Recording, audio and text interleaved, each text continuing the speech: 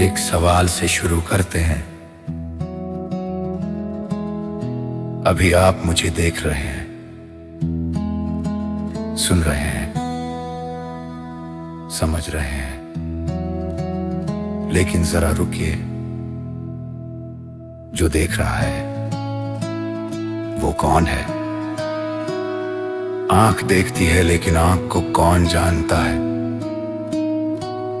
दिमाग सोचता है, लेकिन सोच को कौन देख रहा है? अगर सब कुछ बंद हो जाए, आंख, कान, शरीर, तो भी जो जानता है वो क्या है? भारतीय दर्शन उसे कहता है चैतन्य। आज हम जानेंगे चेतना क्या है, कहां से आती है, और क्यों विज्ञान भी अब इसके पीछे भाग रहा है। चैतन्य का मतलब है जानने की शक्ति, ना शरीर, ना मन, ना बुद्धि, बल्कि वो प्रकाश जिससे ये सब दिखाई देता है। जैसे बल्ब से रोशनी निकलती है, वैसे चैतन्य से अनुभव निकलता है।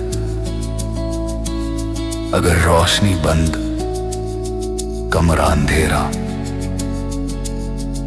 अगर चैतन्य नहीं, शरीर केवल मशीन। सोचिए, जिंदा शरीर और मृत शरीर में फर्क क्या है? आंख है, कान है, दिमाग है, लेकिन फिर भी कुछ नहीं होता। क्यों? क्योंकि चैतन्य चला गया। हार्डवेयर वही है, लेकिन बिजली नहीं है। भारतीय दर्शन कहता है शरीर कंप्यूटर है, चैतन्य बिजली है। एक सिनेमा हॉल सोचिए, स्क्रीन सफेद है, उस पर कभी युद्ध चलता है, कभी प्रेम, कभी रोना, लेकिन स्क्रीन पर कुछ असर नहीं पड़ता। वैसे ही आपका मन फिल्म है, आपकी चेतना स्क्रीन है। दुख आता है, चला जाता है, लेकिन चैतन्य वही रहता है। हम फिल्म बन गए हैं, स्क्रीन भूल गए। सद्गुरु कहते हैं आप शरीर नहीं हैं, आप शरीर का अनुभव हैं। आप दुख नहीं हैं, आप दुख को देखने वाले हैं। आप विचार नहीं हैं, आप विचार को जानने वाले हैं। जब जानने वाला पहचाना जाता है, तो जीवन हल्का हो जाता है। एक राजा सो रहा था, सपने में वो गरीब बन गया, भूखा डरा हुआ। अचानक नींद खुली, राजा बोला, मैं गरीब था या राजा? गुरु बोले, तू दोनों नहीं था, तू देखने वाला था। सपना बदला, लेकिन देखने वाला नहीं। जागृत, सपना, नींद, तीनों में चैतन्य एक ही रहता है। आज विज्ञान पूछ रहा है, कॉन्शियसनेस कहां से आती है? ब्रेन से, लेकिन ब्रेन तो मैटर है। मैटर कैसे जान सकता है?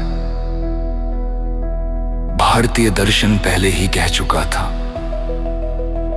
चेतना पदार्थ से नहीं निकलती, पदार्थ चेतना में दिखाई देता है।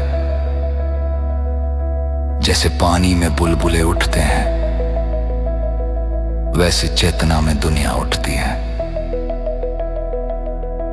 हम दुखी क्यों होते हैं? क्योंकि हम खुद को शरीर और मन मान लेते हैं। शरीर को चोट लगे, मन टूट गया, मन दुखी हो, मैं दुखी हो गया। लेकिन असल में चोट शरीर को लगती है, दुख मन को होता है। आपके हल जानते हैं। जब जानने वाला जागता है तो बंधन ढीले पड़ते हैं।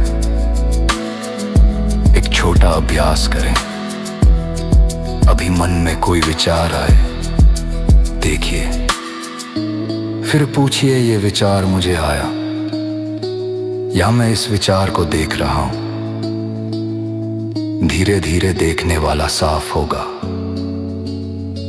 और जब देखने वाला दिखने लगे तो चैतन्य जीवंत हो जाता है।